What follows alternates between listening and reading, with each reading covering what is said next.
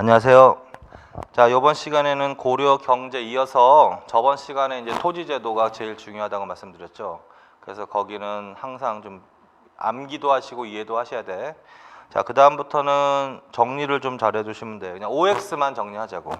자, 그래서 154쪽으로 갑시다. 고려 귀족과 농민의 경제적 생활. 잘 읽으면 돼, 그냥. 자, 고려시대 귀족들의 경제적 생활. 먼저 경제적 기반에다 일단 줄쳐놔. 뭐뭐가 있다? 관료가 되어 받은 과전, 공음전, 공신전, 녹봉 이렇게. 물론 공신전은 관료가 돼서 받는 건 아니고 공을 세우면 받는 거야. 그런데 관료가 되면 받는 게 이제 과전이라는 거 있고, 그 다음에 오품 이상이 되면 공음전을 받는 거고, 그 다음에 녹봉이라는 것도 받는다. 이렇게. 그 다음에 토지가 있다. 근데 토지는 두 종류가 있다. 국가로부터 지급받은 토지, 그게 이제 과전, 공음전, 공신전이고, 조상대대로 물려받은 사유지, 사유지줄. 그 다음에 노비도 소유하고 있다. 그 다음에 고리대. 자, 그래서 그거 각각 줄 쳐놓으시고요. 그거에 대해서 가끔가다 이제 물어보기도 하거든. 그래서 그 각각에 대해서 설명이 제대로 돼 있나 안 돼 있나 그것만 파악하면 돼. 먼저 과전에 대해서 한다. 과전은 누가 받는 거다? 복습한다. 문무. 기준은 18품계 줄. 자, 그래서 관료가 되면 품계에 따라 그 중에서 문무관리가 되면 품계에 따라 지급받는 게 과전이다. 이게 전시가와 관련이 있는 거야. 자, 그런데 이것은 소유권이 아니라 뭐다? 수조권이다. 또 수조권 전주다. 얼마를 거둘 수 있다 그러면 10분의 1. 자, 그래서 문무관리가 과전을 받으면 과전주가 되는 거잖아. 과전주는 지주가 아니라 전주를 말하는 것이고, 따라서 생산량의 10분의 1을 거둘 수 있는 권한이 생긴다. 그리고 당연히 이거는 세습 금지다. 반면에 공음전, 공신전. 자, 공신, 종실, 오품 이상의 관리. 그거 줄. 오품 이상은 반드시 동그라미 쳐놓고, 그래서 문무관료가 되면 18등급에 따라서 과전이라는 걸 받는데, 이제 그 관리가 승진해서 오품 이상이 되면 뭘 받는다? 공음전이라는 걸 받는다. 근데 공음전은 세습이 허용된 토지다. 세습 허용 그거 줄쳐놔. 그리고 공을 세우면 공신전을 받는 거고. 자, 그래서 공음전 오품 이상의 관리, 공 세우면 공신전. 이 두 개는 원칙적으로 뭐가 가능하다? 세습 허용. 근데 녹봉으로 간다. 자, 녹봉이 관료가 되면 과전 외에 또 뭘 받는다? 녹봉이다.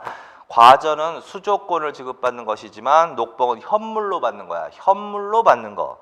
그게 대표적인 게 쌀, 보리 등 곡식이나 배, 비단 등 줄쳐놓으면 돼. 대충 1년에 두 번씩 두 번 녹패를 제시하고 그렇게 줄쳐놓으시고 읽으시면 된다. 이게 녹봉의 개념이다. 자, 그 다음에 국가로부터 지급받은 과전이라든가 공음전 아니면 공신전도 있지만 조상대대로 물려받은 사유지도 보유하고 있다. 사유지에 대해서. 자, 사유지는 주로 어떤 방법으로? 상속 매매나 불법적인 겸병, 탈점, 사패 등. 근데 이런 것들은 특히 어느 때 더 확대될 것 같다? 고려 후기에 사패가 들어간 걸로 봐서. 자, 그 다음에 이 사유지는 어떻게 경작한다? 노비, 그 다음에 농민에게 빌려주어 경작. 이 경우에 농민에게 빌려주는 경우에는 생산량의 몇 분의 몇을 징수한다? 2분의 1 줄쳐놔. 자, 그래서 과전, 공음정 등은 10분의 1이야. 국가로부터 지급받은 거는. 근데 이 사유지는 2분의 1. 노비. 노비는 두 종류가 있어. 솔거줄, 외거줄. 그래서 솔고노비하고 외거노비가 있는데 솔고노비로부터는 무엇을 직접 제공받는다? 직접 노동력 줄. 외거노비는 뭘 받는다? 매년 신공으로 배나 곡식 줄. 자신의 땅을 경작시킴 줄. 자, 고리대. 이건 한번 읽어보면 되지 뭐. 자, 그래서 이거는요. 그 단어의 뜻이 제대로 연결되어 있나 그것만 확인하면 된다고. 자, 그 다음에 농민의 경제생활. 자, 고려시대 농민의 지위. 대개 자영농 줄, 민전경작 줄, 공전줄, 사전줄. 숫자를 한번 써봅시다. 민전을 경작하는 농민은 세금을 내야 되겠지. 몇 분의 몇으로 써야 돼? 10분의 1. 여기서 말하는 공전이란 관청 토지 4분의 1. 사전은 귀족의 토지 2분의 1. 그래서 숫자로 또 써놓으세요. 이거 수치제도 할 때 했지. 그 다음에 농민들이 주로 국가의 뭐 조세, 공납, 역의 의무 부담 줄.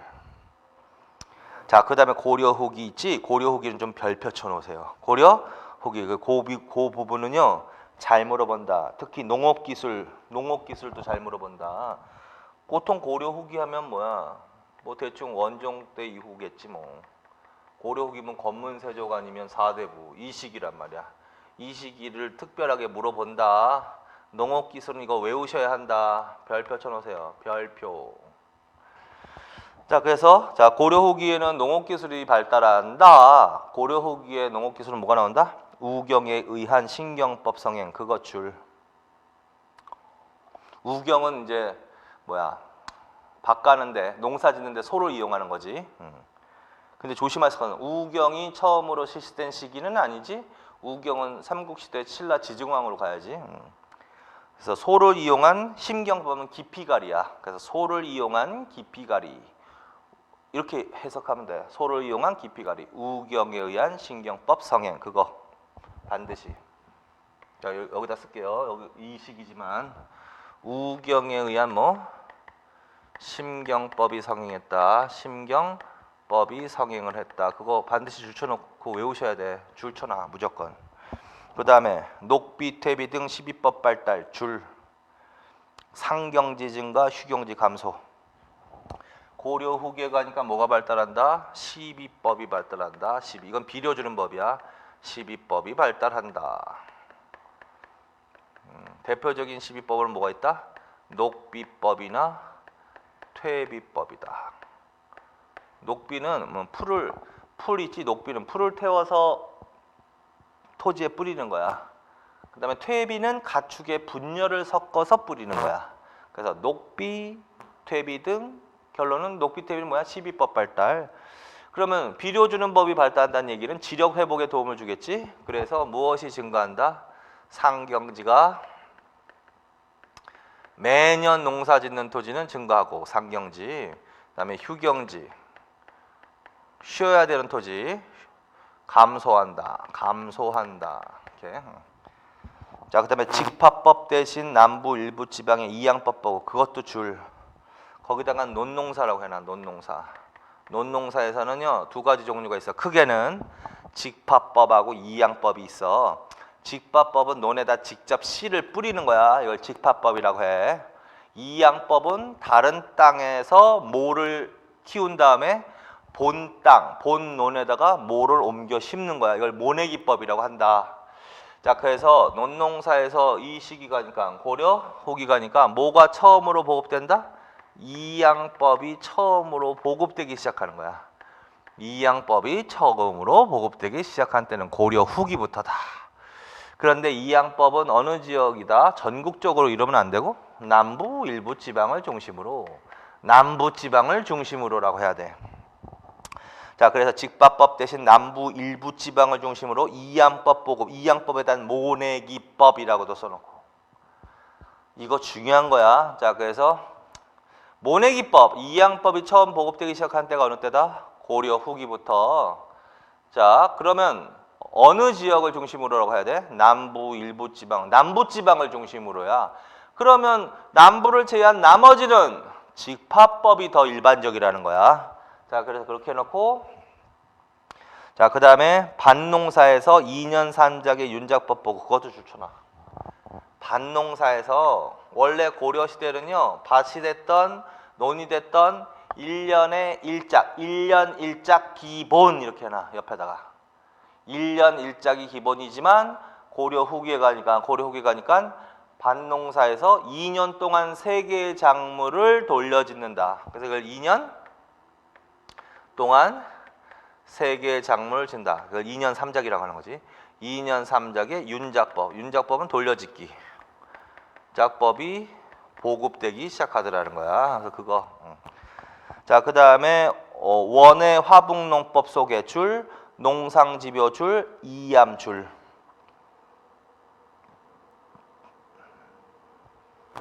자, 이때 자, 이 기술 외워야 돼.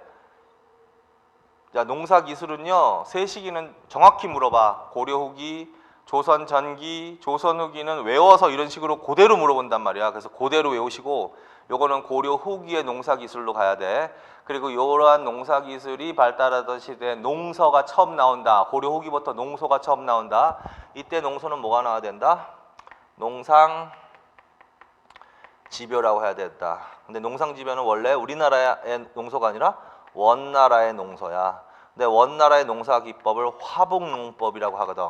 그래서 화북농법을 소개한 원의 화북농법을 소개한 농상 지벼가 소개된다. 소개하는 사람이 이암이라는 사람이야. 이암. 그래서 농상지벼 하나 외우시면 돼요. 농상지벼. 그 다음에 빈 공간에다가 하나만 더 써놓으세요. 목화재배 시작. 목화재배. 자, 이 고려 후기에 뭐가 재배가 시작된다? 목화재배. 목화재배에 성공한 사람, 문익점이라는 사람 들어보셨죠? 문익점하고 그의 장인이 정천익이라는 사람이거든. 이거 한 번 더 나올 거야. 이거 이 부분은 과학기술 할 때 한 번 더 나올 거야. 농업기술 해가지고 정천익 이렇게 써놓고. 자, 그래서 목화재배, 문익점, 정천익, 그 다음에 우경에 의한 신경법 성행, 시비법 발달, 상경지 증가, 휴경지 감소, 그 다음에 이양법이 남부 일부 지방을 중심으로 보급되기 시작하는 거, 2년 3작의 윤작법이 보급되기 시작하는 거, 이거 외우셔야 돼 반드시. 그리고 이때 이걸 주고서 농사를 물어보면 농서를 물어보면 농상지벼가 나와야 돼. 그리고 요걸 주고서 이 당시에 상황 이렇게 물어보기도 한단 말이야. 그러면 어느 때로 가야 돼? 고려 후기로 가야 돼. 고려 후기. 그렇다면 권문세족이 지배 세력일 때고, 그렇죠? 그 다음에 권문세족, 권세가들이 불법적인 방법으로 겸병, 탈점, 사패, 위조 등의 방법으로 농장을 확대시켜 나간다. 이런 얘기가 나와야 된단 말이야. 이 농업기술을 주고서 시기를 물어보면. 그러면 공부를 했잖아. 그러면 빨리 생각이 글로 가야 돼. 아, 농장 확대된 시기가 이 시기니까 이때는 뭐야? 농장이 굉장히 규모가 커지면서 영향이 어떻게 됐지? 국가 재정은 궁핍해지고 농민은 몰락한다. 이런 얘기가 나오지. 자, 그래서 농업기술은 항상 농민들의 생활과 연결시켜서 물어보거든. 그래서 이 시대 농민의 특징은 뭐다? 토지를 상실하기도 하고, 그렇지? 1년에 여러 차례 조세를 납부하기도 하는 등 생활이 궁핍해진다. 그래서 심지어 노비로 전락하는 사람들도 많았다. 이런 식으로 하는 거지. 그거 밑에 써놓은 거야. 그래서 요 기술을 주면 이런 얘기가 나오는 거지. 불법적인 겸병, 한번 읽어봐. 탈점, 사패, 위조 등으로 농장이 확대되는 시기다. 한 토지에 다여섯 명의 수조권자가 발생하기도 했다. 1년에 다여섯 차례 조세를 납부하기도 했다. 고리대 등으로 인해서 농민의 몰락이 심화되었다. 그래서 생활이 가난한 농민들은 스스로 농장에 몸을 맡긴다고. 그래서 농장의 예속, 심지어는 노비, 그 다음에 심지어는 또 가난한데 또 역의 의무를 부담해야 되니까 그 역의 의무를 피하기 위해서 승려가 되는 사람들도 많았다라는 거야. 자, 그래서 그래서 이 중에서는 농민의 경제적 생활에서는 요거는 반드시 외우셔야 돼. 그리고 시기를 반드시 고려 후기라고 하셔야 된다. 자, 거기까지. 자, 그 다음에 이제 155페이지로 갑시다. 고려의 수공업. 그래서 고려 후기 뭐 외우시라고 그랬죠? 농민들의 생활 중에서 농업, 기술, 이거는 이렇게만 하면 안 되고 그걸 구체적으로 외우시라고요. 그 다음에 농서는 뭐가 나와야 돼 그럼? 농상 지벼가 나와야 돼. 그치? 그 다음에 이때는 토지제도가 뭐가 나와야 돼? 농장이 확대된다. 그래서 과전법이 공포된다. 이렇게 나올 수 있는 거지. 지배 세력은 누가 나와야 돼? 권문 세족이 지배 세력이다. 이렇게 나와야 돼. 그래서 이때 농민들의 생활이 어렵다. 이렇게 나와야 된다는 거죠. 자, 그 다음에 이제 수공업으로 갑시다. 자, 수공업도 잘 읽기만 하면 돼. 개관, 종류 4개 줄쳐놓으세요. 고려시 수공업, 관청, 이걸 관영이라고도 해. 관청, 소, 사원, 민간, 4개 딱. 그래서 아까도 대충 읽었지? 저번 시간에도. 개관할 때. 그래서 고려시대 수공업은 물건 만드는 건데 관청, 관영수공업, 소수공업, 사원수공업, 민간수공업. 근데 전기는 무슨 수공업이 유행했대? 또 줄쳐놓으시고 관청, 관영 내지는 관청수공업이나 뭐 소수공업이 중심이었습니다라고 해야 돼. 줄. 그런데 후기에 가니까 무슨 수공업이 중심이 된다? 사원수공업과 민간수공업 중심으로 발달하였다. 이렇게 하셔야 된다. 바뀌면 안 된다. 자, 그 다음에 후기. 그래서 전기, 관청, 수공업과 소수공업 중심 발달. 줄. 후기, 사원수공업과 민간수공업 중심 발달. 줄. 바뀌면 안 된다. 그리고 이제 각각에 대해서 또 한 번 읽는 거야. 관청 수공업은 자, 국가는 수공업자들의 명단인 공장안을 작성해서 공장안 줄. 공장안은 수공업자들의 명단을 말하는 거야. 그래서 공장안을 작성해서 그들을 관리하는 거야. 국가가 수공업자들을. 그래서 공장안에 그들을 등록하고, 그래서 공장안 작성, 공장안에 등록.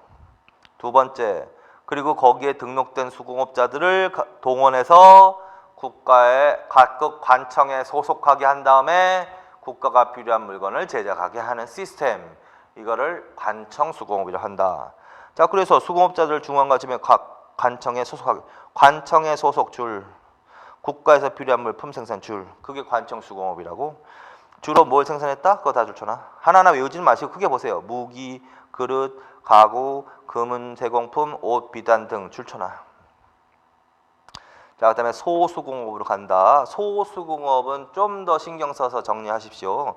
자, 소에 사는 주민들이 하는 수공업이 소수공업이라는 거지. 종류, 금은, 절구리 등 강물 등 줄, 먹자, 생강, 실, 옥감, 자기 등 줄. 그리고 그건 별표 쳐놓고 좀 기억해.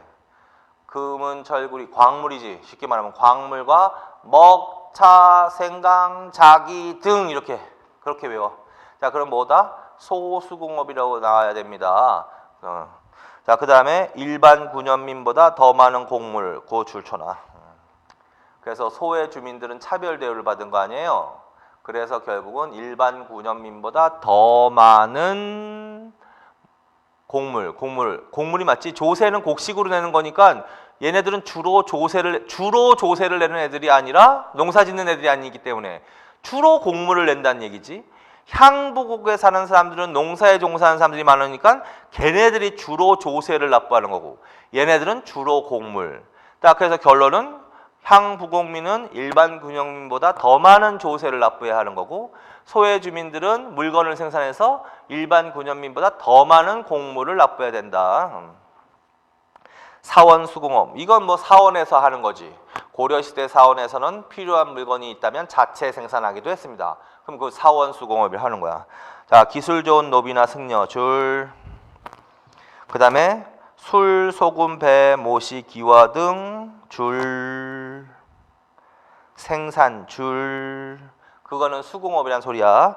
그 다음에 자체 소비하고 판매하기도 함 줄. 그러면 상업에도 종사했단 소리야. 자, 민간 수공업이다. 자, 민간은 주로 어디에서 하는 수공업이 중심이다? 농촌의 간의 수공업 줄. 주로 뭘 생산했다? 삼배, 비단, 모시, 농기구, 그릇, 돗자리 등 줄. 자, 그래서 이거는 뭐 외우는 것도 물론 있지만 문장 정리만 잘해두시면 된다고요. 크게 이해할 것도 없고. 자, 그 다음에 넘기세요. 자, 그 다음에 이제 뭘로 간다? 156페이지에 상업과 화폐. 자, 상업에 대해서 한다. 자, 상업은 크게 무슨 상업과 무슨 상업을 나눠서 정리한다? 도시상업과 지방상업에서 도시줄, 지방상업. 자, 도시는 주로 뭐가 나와야 된다? 시전과 경시서 줄. 자, 그리고 첫 번째 줄 다 줄쳐놔. 고려의 상업은 도시를 중심으로 발달, 그 줄. 그리고 도시를 중심으로 해서 도시줄, 동그라미. 이거 한번 바꿔 나온 적이 있단 말이야. 촌락을 중심으로 발달했다. 이러면 안 된다고요. 도시를 중심으로. 삼국시대부터 그랬지 이거. 그래서 도시를 중심으로. 그거 기억하고. 그 다음에 수도인 개경에 개경줄, 시전줄, 그리고 경시서줄, 상행위 감독줄.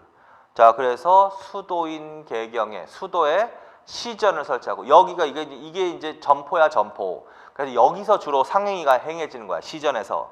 자 그래서 개경에 시전을 설치하고 또 경시서라는 감독관청을 설치해서 개경의 상행위를 감독하는 거야. 자 그래서 도시상업 그 중에서도 개경하면 시전과 경시서가 튀어나오게 하십시오. 자 그 다음에 관영상점 해가지고 그거 다 줄쳐놓으세요. 개경, 서경, 동경 등 대도시 줄 서적점, 약점, 주점, 다점 등 관영상점 설치 그거 줄. 그 문장도 잘 나오는 거야.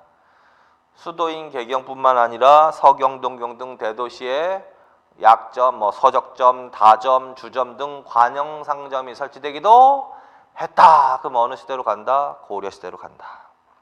그래서 그 정도만 정리해놔.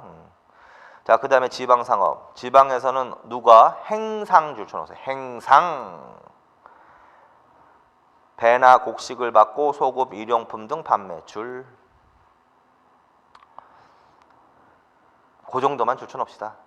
자, 그다음에 후기로 간다. 후기는 조금씩 수기에다 동그라미 쳐놔. 후기면 이때란 소리 아니야. 후기는 이때. 지배 세력은 권문세적일 때, 외워야 되는 농업기술 나올 때, 농상집여가 나올 때, 농장이 확대되고 전제개혁이 단행될 때, 사원과 민간 수공업 중심으로 발달할 때, 이때 상업활동의 내용으로 맞는 것은. 자, 도시상업은 저 줄만 쳐놓으세요. 시전 규모 확대 업종별 전문화 줄. 개성의 상업활동 도성 밖으로 확대 줄. 병랑도를 비롯한 항구들이 교통로와 산업의 중심지로 발달 줄. 다 줄쳐놔. 그대로 나오는 문장이니까. 자, 그 다음에 지방상업. 행상 줄. 좋은 노를 따라 미곡 생선 도자기 등 교육 줄. 다음에 새로운 육상로가 개척되면서 국립여관인 원이 상업의 중심지로 발달 줄. 그건 좀 별표 쳐놔. 그 문장은 특히 더 잘 나오는 거야. 고려 후기에 가니까 뭐가 개척된다? 새로운 육상로가 개척된다. 새로운 육상로가 개척된다. 국립여관을 원이라고 했다. 국립여관이 원이라고 했다. 원. 그래서 새로운 육상로가 개척되면서 국립여관인 원을 중심으로 상업이 활발해진다는 얘기야. 그래서 요거는 그 중에서도 제일 잘 나오는 거거든. 그래서 이거는 하나하나 적고 계속 열심히 읽으시고 그냥 전체적으로 읽는 거야. 아, 이거 조선 후기라는 것만 알아듣게. 그 중에서 요 문장이 제일 잘 나오니까 요 문장을 중심으로 해가지고 읽으십시오. 그럼 고려 후기로 가는 거야. 자, 그 다음에 전매제. 이거는 반드시 외워야지. 왕으로 외워야 돼. 충선왕. 이건 하셨죠? 충선왕. 충선왕 때 뭐가 실시됩니다? 소금의 전매제. 소금의 전매제가 실시되었습니다. 그걸 세 글자로 뭐라고 했습니다? 각염법이라고 했습니다. 그래서 충선왕 때 각염법 실시. 그거 외우세요. 왕으로 외우셔야 돼. 이거는 충선왕 동그라미. 그리고 관리관청은 의엄창이라고 했지? 그래서 의엄창 줄. 자, 그 다음에 화폐로 갑니다. 자, 화폐는 물론 상업 위주의 사회는 아니지만 정부에서도 화폐로 물건을 교환하면 편리하니까 화폐를 발행하기도 했다. 그래서 이렇게 나오면 안 돼. 가장 간단하게. 고려는 자급자족 중심의 농업 경제였으므로 정부에서는 화폐 발행을 금지했다. 그러면 안 되는 거야. 앞에 거는 맞지만 그럼에도 불구하고 화폐를 발행하기는 했다. 그러면서 이제 발행된 화폐 2개, 성종 반드시 외워야 돼. 자, 성종 때 뭐? 건원중보. 그래서 고려시대 처음 발행한 화폐야. 건원중보는 반드시 외우세요. 왕으로 외우세요. 어느 왕? 성종 때 건원중보. 근데 이거는 뭘로 만든 화폐다? 철로 만든 거야. 그래서 철전까지 줘. 철전. 그래서 성종 철전 발행, 철전 건원중보. 그렇게 반드시. 자, 그 다음에 숙종. 이 왕도 외우세요. 숙종 때. 근데 숙종 때 활약한 승려가 있거든. 미리 예습하는 거야. 숙종 때 활약한 승려가 의천이라는 사람이야. 의천이라는 사람. 그래서 의천이라는 사람의 건의로. 그래서 의천 줄 쳐놓고 의천의 건의, 주전도감 줄. 그리고 활구, 은병부터 동국통보까지 그거 줄 다. 그래서 숙종 때 의천 이렇게 나오면 건원중보 이렇게 나오면 안 된다고. 뭐가 나와야 돼? 활구, 은병, 활구. 달로 말하는 은병이라고 하는 거야. 은병.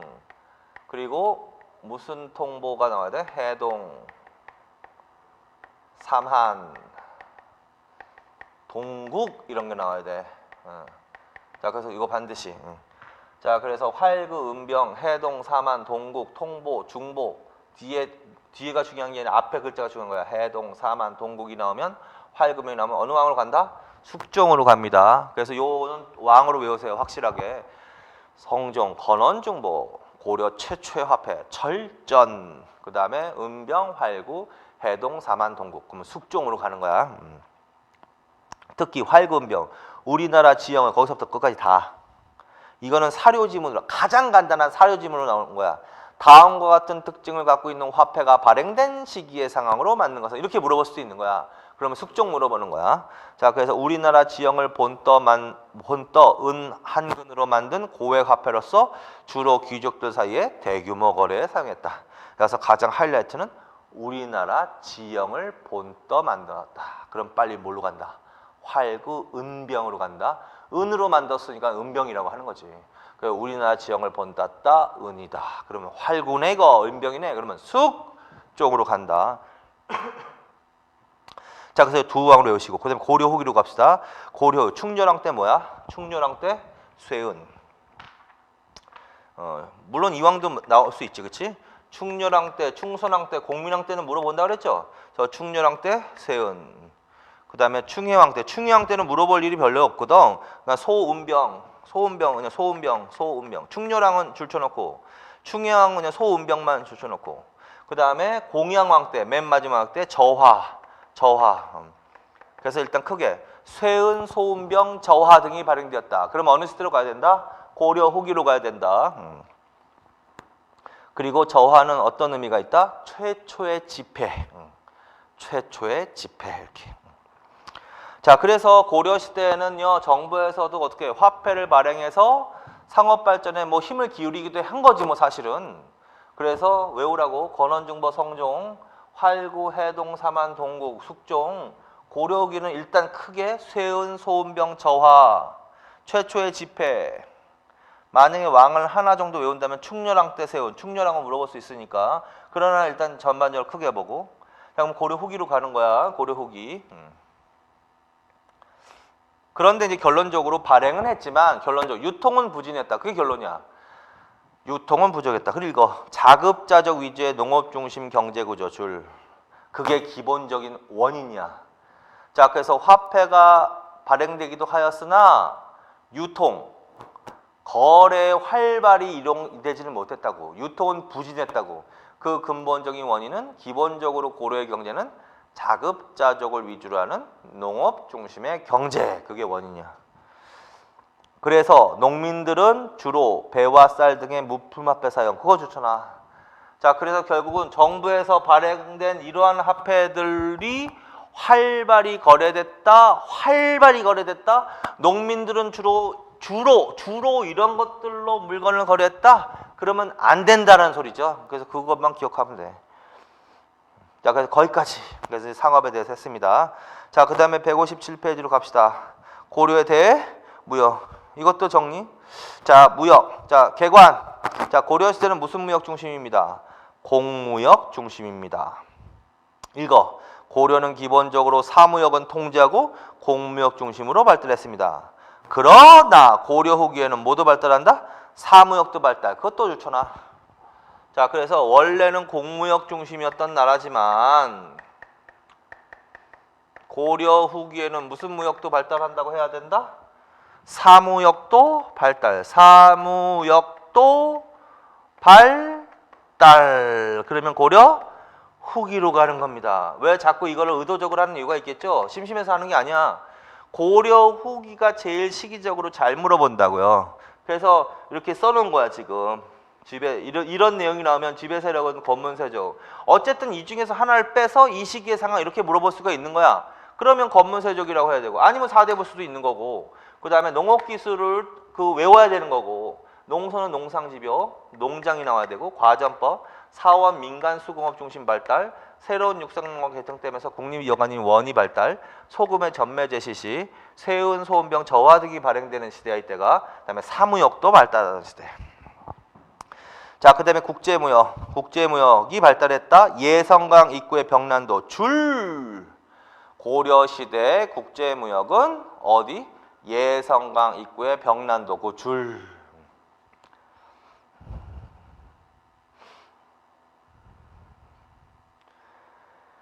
자, 대상국가 송, 거란, 여진, 일본, 아라비아 상인. 아라비아 상인은 대식국이라고도 한다. 이렇게.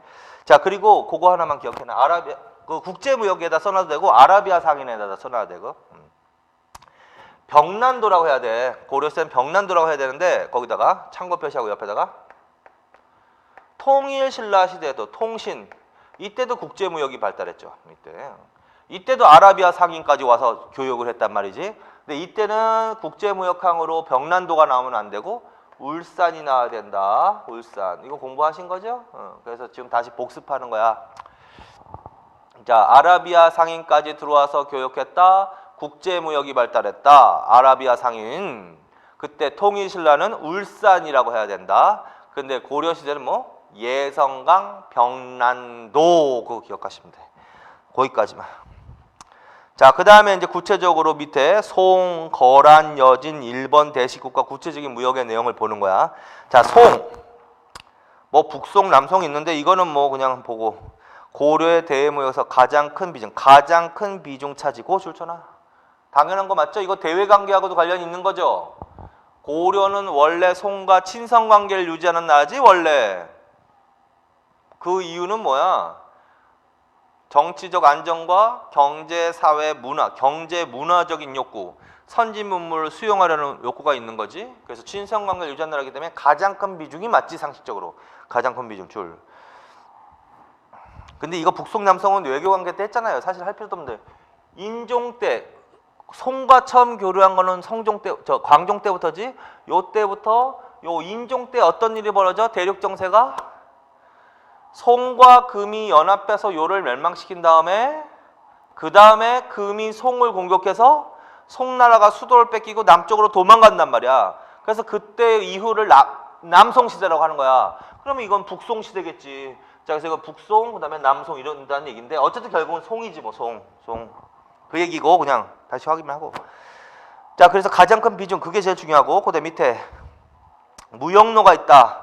당연히 송은 서쪽에 있잖아. 그래서 서해안의 해로를 통해서 송과 무역을 했다는 얘기인데 서해안의 해로가 뭐가 있다?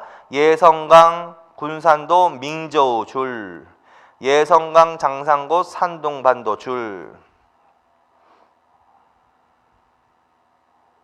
자, 그래서 민저우 그다음에 산둥반도. 그 산둥반도 가면 거기다가 산둥반도 옆에다가 등주라고 써놓으세요. 등주.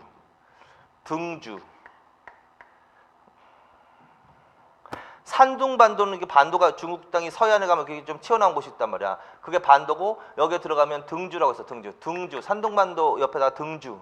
그건 덩저우라고 돼. 덩저우. 이렇게. 자, 그래서 고려 시대 대표적으로 발달한 국제무역항은 서해안의 벽난도고. 그래서 이제 벽난도에서 나와서 예성강 있고 벽난도에서 나와서 약간 수평으로 가면 이거 지도 한번 보세요. 교과서에서 그 지도 그림에 수평으로 가면은 이게 산둥반도가 나온단 말이야. 그래서 산둥반도를 지나면 등주라는 도시가 나와. 그래서 산둥반도는 등주까지 가는 거야. 덩저우. 그 다음에 예성강에서 내려와서 아래로 이렇게 전라도 쪽으로 이렇게 남쪽으로 내려온다고. 내려와서 중국 남쪽 대륙으로 이렇게 연결되는 해로가 있어. 그게 민저우, 명주라고 하는 거야. 자, 그래서 명주, 민저우로 가는 해로하고 산둥, 덩저우, 등주로 가는 해로. 그래서 그 두 개를 기억하십시오. 기억하시고, 자, 주로 뭐가 이용됐대? 그 중에서 주로 민저우로 가는 해로가 더욱 활발하게 이용됨. 그거 좋잖아. 이거 7급 시험에서 한번 나왔던 거야. 반대로 나오면 안 돼. 뭐냐? 등주로 가는 길이 더 활발하게 이용된 게 아니라 남쪽으로 가는 민저우, 명주로 가는 길이 더 활발하게 이용됐다. 그 얘기입니다. 그래서 해로 두 개. 자, 다시. 자, 송은 가장 큰 비중을 차지했다. 하나. 그 다음에 등주로 가는 해로하고 명주로 가는 해로. 두 해로를 통해서 교류했다. 그런데 명주, 민저우로 가는 해로가 더 활발히 이용됐다. 그거야. 자, 수입품. 자, 서적, 비단, 약재, 자기, 지도, 문화재 등 줄. 그 다음에 수출품. 금은, 나전, 칠기, 화문석, 종이, 먹, 인삼, 돗자리, 줄. 이거는 하나하나 보지 말고 전체적으로 수출품과 수입품이 바뀌지 않게. 자, 대상국가와 수출품, 수입품이 바뀌지 않게만 열심히 읽어. 자, 송은 선진국이잖아. 선진국으로부터 왕실과 귀족들이 쓰는 물건을 수입하는 거야. 비단, 서적, 약재, 자기. 말 되지. 하나하나 외우지 말고. 그 다음에 당연히 고려의 특산물. 금은, 인삼, 나전칠기 등은 수출하는 거야. 근데 나전칠기에다가 동그라미 쳐놓으면 나전칠기. 그걸 하나 조심해야 돼. 나전칠기에다가 밑으로 빼서 나전칠기 하면 또 통일 신라 때도 나올 수가 있어. 통일 신라 시대 또 교역 물품으로 나전칠기가 나올 수 있다. 나전칠기. 근데 이 나전칠기는요, 통일 신라 시대는 당으로부터 수입한 거야. 당으로부터 수입한 물건이야. 그래서 나전칠기가 만약에 통일 신라 시대의 교역 물품으로 나오면 당으로부터 수입품으로 들어가야 돼. 근데 고려 시대에 나온다면 송으로 수출하는 물건으로 가야 돼. 그래서 그것만 조금 신경 쓰고 나머지는 크게. 자, 그 다음에 이제 거란과 여진으로 갑시다. 거란과 여진은 기본적으로 유목민족이야. 그리고 국초의 태조를 생각하면서 태조는 거란에 대해서는 강경책, 교류하지 않는 정책을 폈어. 근데 여진에 대해서는 강경과 회유책을 쓰기도 했다. 그래서 이제 조심해야 될 게 태조는 거란과 교류하지 않는 정책을 폈다. 그래서 전체 고려를 물어보는데 고려는 그래서 어떻게 거란과는 교류가 이루어지지 않았다. 그러면 안 되는 거야. 태조 때만 교류하지 않은 거고 그 이후에는 교류를 하는 거야. 그래서 고려는 누구하고도 교류가 이루어졌다. 거란과 여진과도 교류가 이루어졌다. 그렇게 이해하고, 자, 은, 모피, 말, 줄. 농기구나 식량, 줄. 자, 얘네들은 유목민족이야. 말 맞지? 모피, 말 맞지? 그래서 은, 모피, 말을 가지고 와서 오랑캐는 항상 식량이 부족해. 그래서 농기구라든가 식량, 이거는 선진국인 송으로 가면 절대 안 돼. 오랑캐한테 가야 돼. 그래서 농기구나 식량은 거란과 여진이 가져간 거. 은, 모피, 말은 가져온 거. 그거 바뀌지 않게만 조심하게. 자, 그 다음에 일본으로 갑시다. 자, 일본은 언제부터 교육이 활발해졌다? 11세기 후반부터 교육 활발 줄. 자, 이것도 그거야. 설마 이렇게 나오겠는, 그렇게 나온단 말이야, 문장이. 어렵게 좀 나오면. 일본과는 고려 초부터 활발히 교류가 활발했다. 이러면 안 된다는 소리야, 그러니까. 처음부터 교류가 활발했다. 이러면 안 된다는 소리야, 그러니까. 그래서 그런 의미로 알아들어. 11세기 후반부터 교류 활발 줄. 뭘 가지고 왔대요? 순황 줄, 식량, 인삼, 서적 등 줄. 자, 순황, 그거 기억해. 특이한 거지? 은, 모피, 말을 가지고 왔어. 그거는 유목민족이니까 거란 여진. 순황을 들여왔어. 그건 일본으로 가야 돼. 비단, 서적, 약재, 자기 등 귀족들의 수요품을 가져왔어. 송으로 가야 돼. 오랑캐는 항상 식량으로 가야 돼. 식량. 거란과 여진도 식량. 얘네들도 식량. 이런 식으로. 자, 그래서 자꾸 외우시라고 자꾸 얘기를 하는 거야. 자, 대식국은 아라비아 상인이다. 두 번째 일자. 주로 송을 거쳐 예성강 입구에 병난도까지 줄쳐나. 자, 고려시대 아라비아 상인들은 주로 어디를 거쳐서 온다? 송나라를 거쳐 어디까지 온다? 예성강 입구에 병난도. 또 생각. 근데 통일신라 시대로 한다면 울산이라고 해야 된단 말이야. 그래서 고려시대를 물어봤는데 아라비아 상인이 울산에 와서, 그럼 틀린 거야 벌써. 이건 어느 시대로 가야 돼? 통일신라. 고려시대는 예성강 입구에 병난도. 어디를 거쳐서 왔다고? 남쪽 송. 뭐를 전했대? 순, 향료, 산호, 줄. 수는 1번도 가지고 들어왔으니까 특별하게 외우지 말고 향료, 산호 그걸 기억해놔. 향료, 산호 등을 정했다. 그러면 아라비아 상인으로 간다. 은, 모피, 말을 가지고 왔다. 모피 말인데? 그럼 유목민족인데? 거란 여진. 순, 황. 그러면 1번. 순, 향료, 산호. 그러면 아라비아 상인. 그런 식으로 해놓으라고. 자, 그 다음에 이 아라비아 상인을 통해서 고려의 이름이 코리아 이름이 서방 세계에 널리 알려진 그거 줄쳐놓으세요. 자, 그래서 고려가 코리아라고 영어로. 그래서 코리아라는 이름이 널리 알려지게 됐다. 여기까지. 자, 그래서 무역 부분은 잘 나오지는 않지만 가끔가다 나오면 좀 어렵게 나올 수가 있는 부분이니까 뭐 교역품 나오면 어려울 거 아니야. 그래서 그런 것들이 나올 수 있으니까 조금 자세하게 읽어버릇하세요. 여기까지. 그 다음에 이제 경제 부분의 마지막으로 가면 돼. 자, 158페이지로 가십니다. 보라는 거. 자, 고려시대 뭐가 성행했습니다?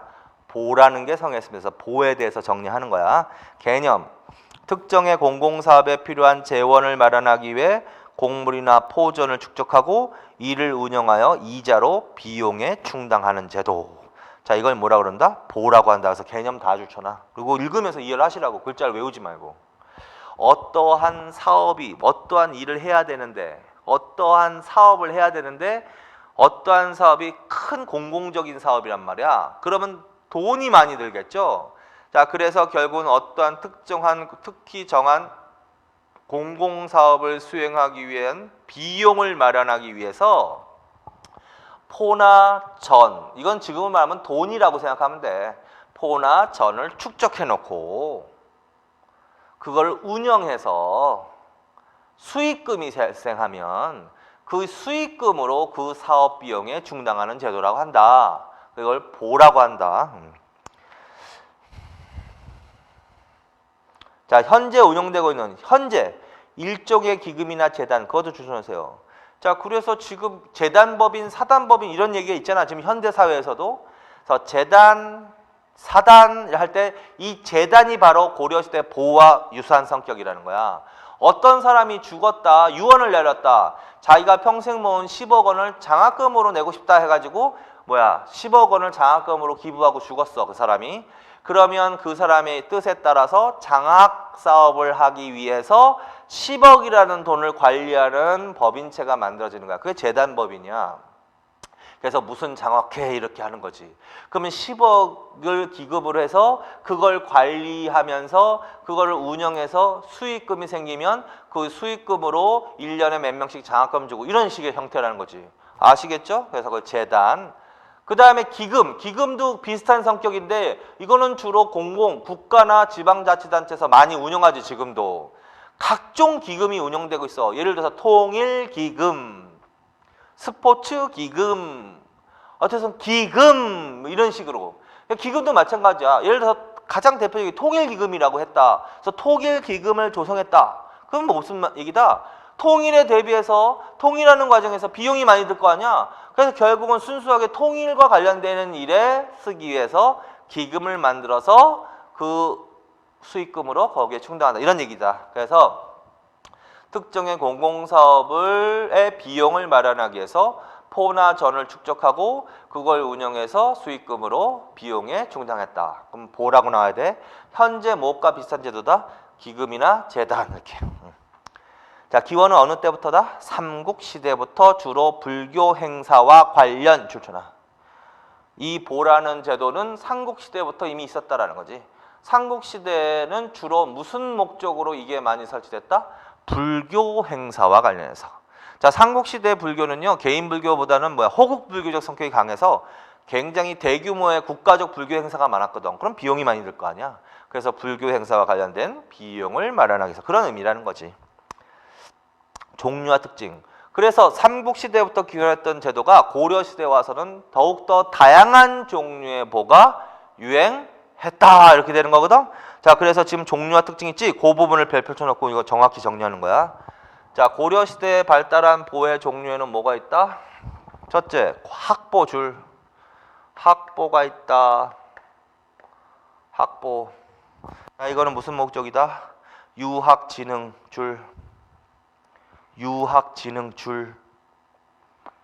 그래서 이건 유학진흥을 위한 거야. 유학을 장려하기 위해서, 유학진흥을 위해서 설치된 보를 뭐라 그런다? 학보라고 한다. 어느 때처럼 설치되었다? 태조줄. 그리고 예종줄, 양형고까지 줄. 충렬왕 때 서막전 줄. 그래서 태조 때 처음 설치되었고 예종 때 양현고 설치. 그건 외우세요 왕을. 예종 때는 양현고.